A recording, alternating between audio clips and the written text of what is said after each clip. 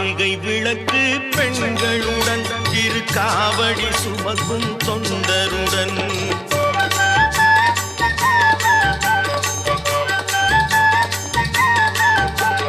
கார்த்திகை விளக்கு பெண்களுடன் திருக்காவடி சுமக்கும் தொண்டருடன் தினம் கூட்டிடும் ஞான மலர்களுடன் ஒரு புல்லாய் முளைத்து தடுமாறும்